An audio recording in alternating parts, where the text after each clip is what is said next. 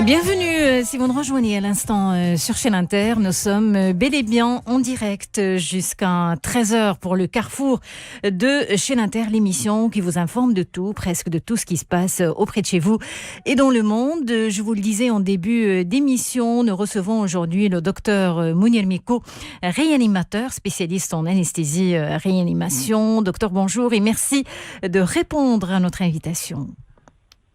Bonjour à vous, à toute l'équipe, à tous les auditeurs et taqabbalallah salam wa yaghfir lana jami' al-akhta' dialna fi hada al-'ashr al-awakhir de Ramadan. Amin, ya Rabbil Alamin. Donc on fera le point sur la situation épidémiologique, on parlera de l'opération vaccination et surtout le variant indien détecté récemment dans notre pays. Alors d'abord, comment est la situation sur le terrain? Toujours stable, sous contrôle? La réanimation et l'occupation d'IDIS sont des indicateurs, n'est-ce pas, docteur Mounir Miko? Exactement, alhamdulillah. Donc les choses restent stables, elles restent sous contrôle, les réanimations ne sont pas submergées, on arrive à gérer les choses, le nombre de personnes hospitalisées en réanimation n'augmente pas d'une façon importante. Ça reste stable grosso modo et donc on n'est pas sous pression pour le moment. Espérons qu'on va le rester comme ça, de cette manière. Alors, si la situation est stable chez nous au Maroc, ce n'est pas le cas ailleurs, dans d'autres pays. La situation est hors contrôle et on ne peut pas faire abstraction sur cette réalité, docteur Mounir Miko, à cause justement de dépendance des pays, de la globalisation, car ce sont les êtres humains qui transportent le virus dans d'autres coins du monde. Le virus ne voyage pas tout seul. Exactement. Le virus, tout simplement, il voyage à travers des vecteurs, ceux qui pourront transmettre le virus d'un pays à un autre, d'une région à une autre. Et en général, c'est les voyages aériens, et les plateformes internationales des aéroports constituent vraiment une véritable plateforme d'exportation des virus. C'est là où tout le monde se mélange, venant des 5 continents et qui puissent à ce moment-là se mélanger entre eux. Ils donnent une transmission du virus et c'est comme ça qu'on arrive à envoyer à exporter le virus partout dans le monde. On a essayé de limiter la casse au tout début de la crise, mais c'était presque de l'impossible. Si vous vous rappelez, en mars, malgré la fermeture des frontières, une personne a pu importer le virus et contaminer le Maroc. Et voilà, donc la pandémie s'est installée chez nous au Maroc et ça va être le cas partout dans le monde. À chaque fois qu'il y aura un variant, à chaque fois qu'il y aura un nouveau virus, maintenant les choses sont très claires. La vitesse de propagation des infections ne peut être qu'augmentée. On ne peut pas la limiter entre les pays, entre les continents. Alors, le Maroc qui mène justement une surveillance génomique pointue de toutes les nouvelles souches du virus, ce qui a permis justement la détection de pas mal de variants dans notre pays. Le variant britannique, par exemple, à Darla. Récemment, le variant indien, le variant qui inquiète et qui déstabilise les gouvernements et les scientifiques, docteur Mounir Miko. Alors exactement, heureusement que nous avons pu, malheureusement grâce à cette crise, qu'on arrive à avoir une étude génomique de cette manière, une surveillance génomique de cette manière. C'est comme je dis depuis toujours, c'est au moment de crise où on arrive à faire des choses et à s'améliorer un tout petit peu, à innover, on va dire. La recherche. Exactement, à innover. Donc auparavant, on n'imaginait pas qu'on allait être de cette manière, avoir des laboratoires qui vont faire de la surveillance génomique des infections qu'on est au Maroc et donc on arrive à le faire actuellement et c'est comme ça qu'on a pu détecter les variants britanniques et les variants indiens maintenant qui s'est installés. Rappelons comment on fait, c'est à peu près 10% de tous les prélèvements qui se font au Maroc qu'on envoie au laboratoire à Rabat et qu'on arrive à ce moment-là à faire les études pour voir quels sont ces variants-là et comment ils circulent pour essayer d'analyser la situation. Et à côté, bien évidemment, des personnes qui peuvent être très hautement suspectes, par exemple, quelqu'un qui arrive de la Grande-Bretagne et qui fait une infection Covid, et comme le variant britannique existe en Grande-Bretagne, donc on suspecte très fortement que c'est un cas Covid avec un variant britannique, et le prélèvement va être envoyé d'une façon systématique à ce moment-là vers le laboratoire pour l'analyser. Donc à partir de ces analyses, on arrive à détecter à peu près le nombre de cas qu'on a et le pourcentage des différents variants qui existent au Maroc. D'accord. Alors, concernant justement le variant indien, on s'interroge sur l'affection est-elle plus mortelle, puis sur la transmissibilité. Comment évaluez-vous justement la transmissibilité de ce variant, sur l'efficacité des vaccins? Alors d'abord sur l'infection, comment est-ce qu'elle est plus mortelle? Alors maintenant, vous allez trouver des spécialistes sur le plan international qui vont essayer d'analyser la situation, mais il y a un biais qui est très important. Si vous voyez les images et les séquences vidéo qui arrivent de l'Inde, vous allez trouver qu'il y a quand même des choses qui sortent de toute statistique. Si vous voyez le nombre de personnes chez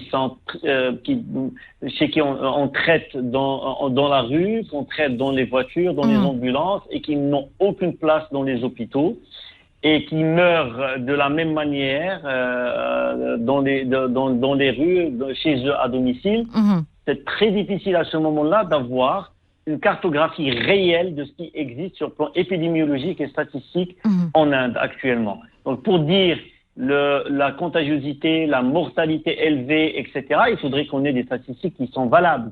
Il faut qu'on ait des choses qui peuvent être interprétées d'une façon je dirais, fiable. Ce n'est pas le cas actuellement de ce qui existe en Inde. Donc, tout ce qu'on peut avoir à travers les chiffres officiels qui sont annoncés ne peuvent être en aucun cas en rapport avec la vérité. Mais ce que nous avons, l'impression que nous avons, c'est que c'est une contagiosité très élevée, et d'ailleurs... Très rapide. Très rapide aussi. D'ailleurs, si vous voyez la courbe des statistiques des infections Covid qu'on a eues avant le début avril, avant la fête hindoue dont on parle, où des millions de personnes se baignent dans la rivière du Gange, le nombre d'infections par jour ne dépassait pas les 20 000, 30 000, 40 000 dans un pays où on a 1,4 milliard de personnes. Donc le nombre de personnes qui pourraient être exposées est très élevé. Alors que juste après l'événement religieux qu'ils ont eu, on a une explosion de cas et une augmentation d'une façon incroyable jusqu'à arriver hier à 420 000 pratiquement nouvelles personnes infectées au quotidien. C'est énorme. C'est énorme, en imaginant que c'est pas les statistiques réelles. Ça, c'est très important je dis réel, ça veut dire qu'on c'est-à-dire des chiffres officiels qui ne reflètent pas la réalité, on va dire. Pas la réalité de ce que nous avons. Les images sont très parlantes que nous recevons à travers les chaînes télévisées. Les images sont très parlantes, on n'arrive pas à voir les vraies statistiques, on ne peut pas les avoir. Donc, 420 000 à peu près au quotidien, c'est un chiffre qui est très très élevé, c'est un chiffre qui donne une impression d'une contagiosité très élevée. Alors, on s'interroge également sur l'efficacité des vaccins contre ce variant. Les vaccins actuels fonctionnent-ils contre ce variant, docteur Mounir Miko? On aurait aimé avoir des statistiques qui vont nous répondre et nous donner une idée réelle. On n'a pas encore la réponse, on va dire. On n'a pas encore la réponse. Ce qu'on a eu, c'est qu'au moment où il y a eu la crise sanitaire en Inde récente, je dis après début avril, il y avait uniquement 180 millions de personnes qui étaient vaccinées par rapport à la population de l'Inde, qui est de 1,4 milliard de personnes. Donc, pour avoir des informations réelles, il faudrait avoir à ce moment-là des statistiques sur un échantillon qui est un peu plus grand de personnes infectées. Et on va voir si ces gens-là, qui ont été infectés, combien de personnes étaient vaccinées ou pas. Et je pense dans ces conditions-là, le flou est total, donc on ne peut pas se prononcer sur ça. Alors, je le disais, donc le variant indien a été détecté dans notre pays. Faut-il craindre le pire, docteur Mounir Miko? Il faut craindre, il faut toujours rester vigilant. Il faut craindre, oui. Il vaut mieux rester un tout petit peu alarmiste, comme j'ai dit la dernière fois, et ne pas se dire que la crise est passée. On ne veut pas tomber dans la crise qu'on est en train de voir actuellement en Inde. Les images sont effroyables, on ne peut pas les accepter chez nous. Donc il faut rester bien évidemment très vigilant et craindre que ce scénario-là se répète chez nous. Et donc je donne raison à toutes les prédispositions qui ont été prises pour diminuer le contact entre les gens et diminuer le risque de contagion. Et bien évidemment de développer des formes graves en attendant de s'assurer d'une efficacité du vaccin, 1, et 2, et surtout ça, d'augmenter le nombre de personnes qui sont vaccinées pour essayer d'avoir une immunité collective valable. Le ministère qui appelle justement à plus de vigilance et au respect des mesures barrières, est-ce que les mesures prises en ce moment sont efficaces pour contrecarrer la propagation du virus, docteur Mounir Miko? En tout cas, pour le moment, puisqu'on ne voit pas des formes très graves chez nous au Maroc dans les urgences et dans les services de réanimation, pas d'une façon nombreuse, ça veut dire que tout ce qui a été entrepris pour le moment, il est valable et on arrive à gérer la situation avec. Parce qu'on constate quand même... différent. On constate quand même un relâchement de la population qui croît. Il y a le relâchement de la population, effectivement, on le remarque. Dans certains quartiers, on remarque malheureusement qu'il y a des gens qui ne respectent pas. C'est une réalité, c'est une dure réalité. Mais moi, je dirais que je ne veux pas interpréter les choses d'une façon un peu politique. Je l'interpréterai d'une façon scientifique en tant que médecin sur le terrain. Et je dirais que le résultat global de ce qu'on voit chez nous au Maroc, que ce soit avec respect ou non respect de la situation et plutôt des recommandations, on arrive à gérer plus ou moins et que les urgences ne sont pas submergées et qu'il faudrait rester vigilant. On ne veut pas la répétition des crises de août, septembre, octobre. D'accord. Alors, les opérations vaccination se poursuivent dans le monde. Et il y a des pays qui ont réussi à vacciner un grand nombre de leur population et qui s'apprêtent justement à ouvrir leur commerce et qui se préparent également à la saison estivale. Quelle est la situation par rapport à la vaccination, le rythme de l'opération vaccination dans notre pays ? Docteur Mounir Miko. Alors dans notre pays, le rythme il est plus ou moins, je dirais, acceptable, sinon mieux par rapport à d'autres pays. Mais ce qui existe chez nous au Maroc essentiellement, c'est qu'on a de temps en temps un retard de livraison du vaccin. Et de ce fait, ça retentit d'une façon inéluctable sur la vitesse de vaccination. Donc ça va en dents de scie. Donc on arrive à vacciner à un certain moment, on attend le résultat plutôt l'importation des nouveaux lots et on continue. Donc grosso modo, on est 1000 fois mieux que par rapport à d'autres pays et surtout du continent africain, mais parfois de certains pays occidentaux. Mais il nous reste encore un petit bout de chemin à faire pour arriver à boucler la boucle et avoir une immunité collective valable pour se protéger. Donc l'opération vaccination qui dépend, vous le disiez, des lots de vaccins attendus.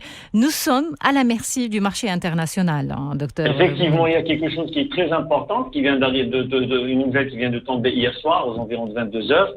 C'est que, comme je vous avais parlé la dernière fois sur vos antennes, qu'il fallait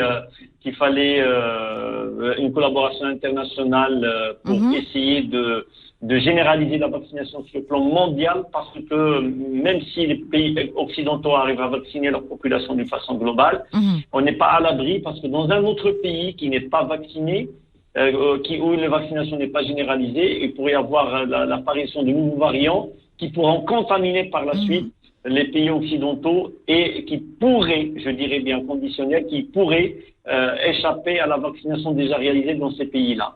Donc, aux États-Unis, hier soir, l'administration Biden était favorable à la levée de tous les droits sur les vaccinations, le copyright, Et dans ce cas-là, des laboratoires, quel que soit le laboratoire, qui ont la capacité de produire, par exemple, un vaccin Pfizer, un vaccin Moderna, un vaccin AstraZeneca, ils peuvent le faire. Et ça, c'est une bonne nouvelle. C'est déjà fait. Je ne dis pas que c'est déjà fait, mais ils sont favorables pour que ça arrive, pour qu'on arrive à ce moment-là à produire le vaccin d'une façon importante. Rappelez-vous que j'avais dit qu'il faudrait une collaboration internationale dans ce sens, qu'il faudrait effacer... La levée des brevets, c'est ça. La levée. Voilà, exactement. Et que... à ce moment-là, on arrive sur le plan humanitaire à développer, à produire assez de vaccins assez rapidement pour toute la population mondiale. C'est comme ça que tout le monde sera protégé et pas autrement. Parce que on a besoin d'une immunité mondiale et non pas seulement au exactement, niveau... c'est que comme je dis, la Terre est devenue un petit village.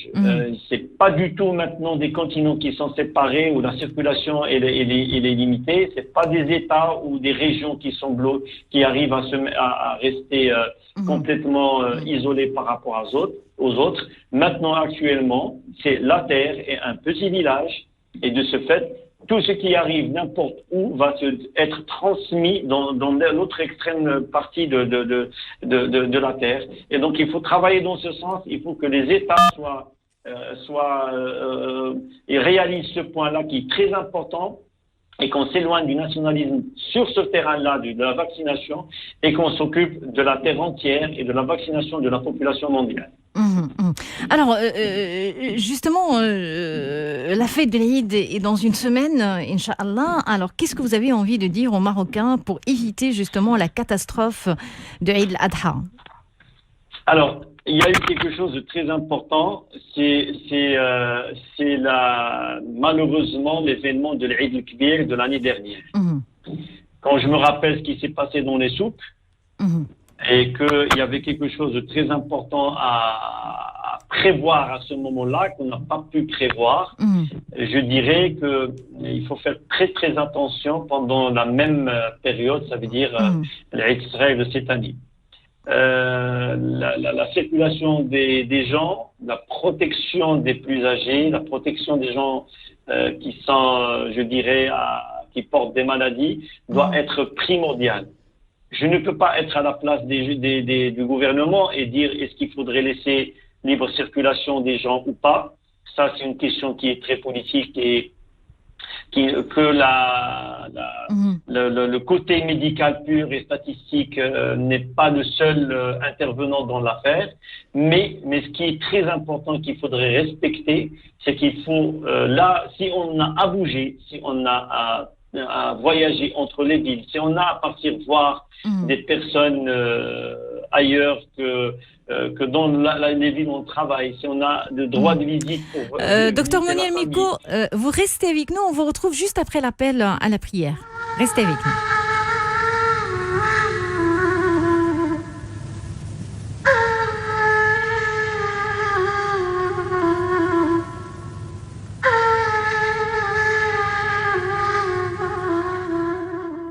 سيداتي وسادتي، المؤذن ينادي لصلاة الظهر حسب توقيت الرباط سلا وما جاورهما. الله أكبر الله أكبر. أشهد أن لا إله إلا الله، أشهد أن لا إله إلا الله، أشهد أن محمدا رسول الله، أشهد أن محمدا رسول الله، أشهد أن لا إله إلا الله، أشهد أن لا إله إلا الله، أشهد أن محمدا رسول الله، أشهد أن محمد رسول الله. حي على الصلاة، حي على الصلاة،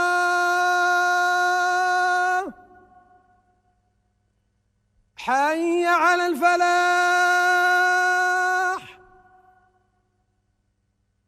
حي على الفلاح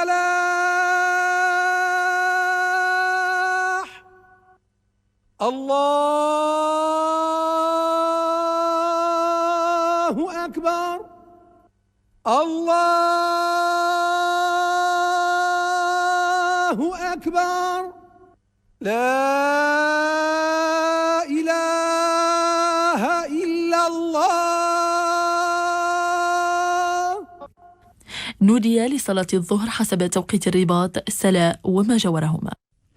Midi 31 sur Chaîne Inter, le carrefour de Chaîne Inter en direct jusqu'à 13h. Toujours en compagnie du docteur Mounir Miko, réanimateur spécialiste en anesthésie réanimation. Docteur, vous êtes toujours là?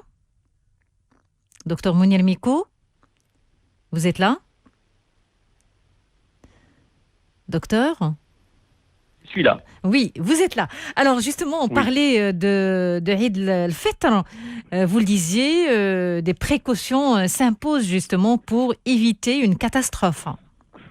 Exactement, les mêmes précautions dont on a parlé la dernière fois et qui sont très importantes à respecter et que tout le monde connaît maintenant actuellement, le port de masque, la distanciation sociale, le respect de l'hygiène, etc. Donc c'est des choses qui sont connues et qu'il faudrait respecter. La crise indienne actuellement qu'on a actuellement, elle est due tout simplement à une fête religieuse qu'ils ont eue. Il y a eu pratiquement 25 millions de personnes qui ont pris un bain dans la rivière du Gange sans respecter de mesures d'hygiène ni de mesures de distanciation sociale, alors que que les ministères et les différentes régions de l'Inde, dans les 3 villes où il y a eu la fête religieuse, ils ont dit que tout était prêt, que les recommandations sont faites pour respecter les mesures d'hygiène, etc.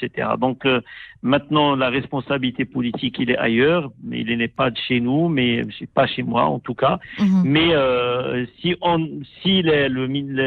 le gouvernement laisse les choses aller et qu'on va fêter un Eid comme on connaît depuis toujours, il faudrait que les citoyens respectent au maximum les mesures qu'il faudrait pour diminuer la propagation du virus, surtout qu'on a eu l'introduction de ce virus à variant indien.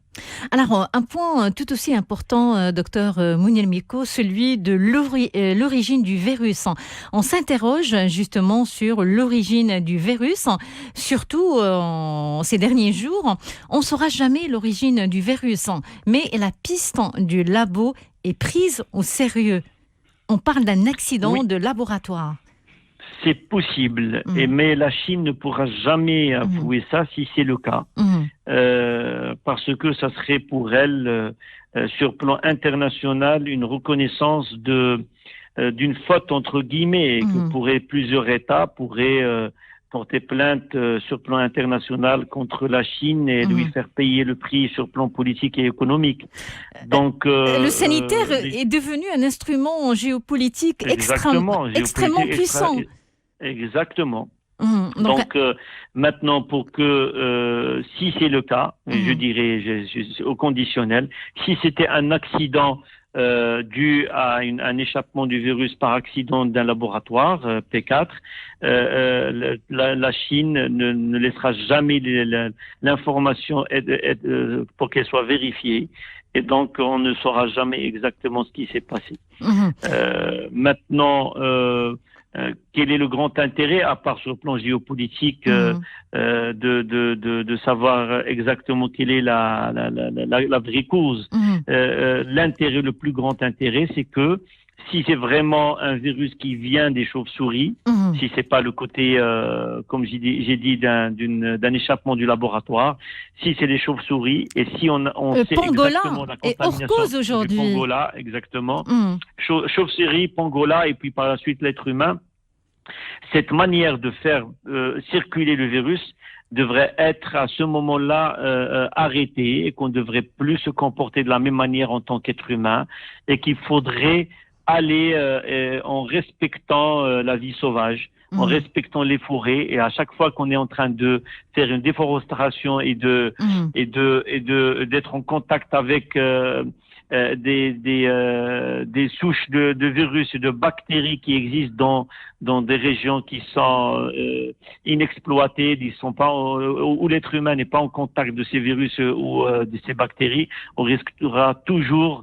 d'attraper de nouvelles infections qui n'existaient pas jusqu'à présent et que le monde médical ne sait pas pour le moment comment les gérer, qu'on devrait découvrir avec plein de dégâts comme vous avez vu actuellement.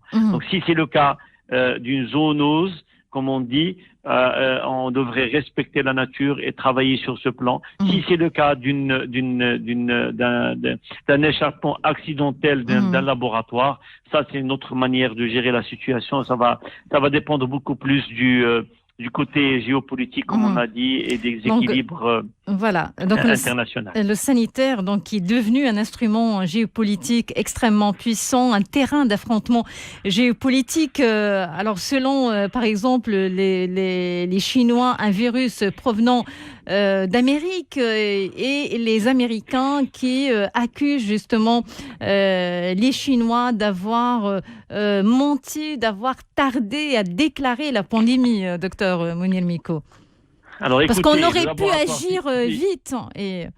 Exactement. Alors, il faut se poser certaines questions quand même. On a un laboratoire P4, ça veut dire de sécurité très élevé chinois, et qui a été fait grâce à la collaboration avec les Occidentaux, surtout avec internationale, une collaboration internationale. Exactement, avec internationale. Comment vous voulez d'abord dire aux Chinois, voilà, on collabore ensemble, on crée un laboratoire P4, et puis par la suite dire aux Chinois que c'est votre faute. Les pays occidentaux et la collaboration internationale qui est arrivée à réaliser ce laboratoire portent eux-mêmes une responsabilité par rapport, si c'est un échappement bien évidemment accidentel du virus. Mais les chercheurs ont été la responsabilité. Les chercheurs ont été longtemps persuadés qu'il s'agit d'un accident de laboratoire. Alors pour eux, il faut exercer des pressions sur la Chine pour non. Vous pouvez porter toutes les pressions que vous voulez sur le plan international sur la Chine. C'est une puissance mondiale, elle est la première puissance économique internationale actuellement. Elle a une puissance aussi et une influence sur le plan politique, sur le plan international. Et puis nous sommes complètement dépendants de la Chine. Exactement, c'est un équilibre stratégique que nous, en tant que citoyens sur le plan international, n'arrivera pas à gérer ni à intervenir dedans. Actuellement, le résultat où le citoyen devrait comprendre quelque chose de très simple, que sur le plan international, les gens ils sont en train de gérer, c'est des équilibres qu'on n'arrive pas à gérer nous-mêmes, ni à comprendre à un certain moment, mais dans la responsabilité individuelle, il est important à comprendre. C'est encore une fois revenir sur les choses qui sont beaucoup plus simples et s'occuper de soi-même en diminuant le risque de contamination entre personnes. C'est la seule arme pour le moment en attendant d'avoir une vaccination généralisée. La contamination à travers un accident, c'est une question qui est possible, qui n'est pas éloignée, mais de toute façon, sur le plan pratique, nous, en tant que citoyens, ça n'a pas de répercussion d'une façon directe. Mais est-ce qu'on le saura je ne sais pas, docteur Mounir Miko, est-ce qu'on le saura? Ça sera peut-être aux volontés du gouvernement chinois. C'est eux qui vont annoncer peut-être un jour que c'était un accident ou pas, et que ou c'est une zoonose, c'est un contact à travers chauve-souris et pangolin jusqu'à l'être humain. Et on verra ou c'est peut-être un jour quelqu'un qui va faire sortir un dossier d'une façon secrète et on va voir à ce moment-là quelle est la réalité.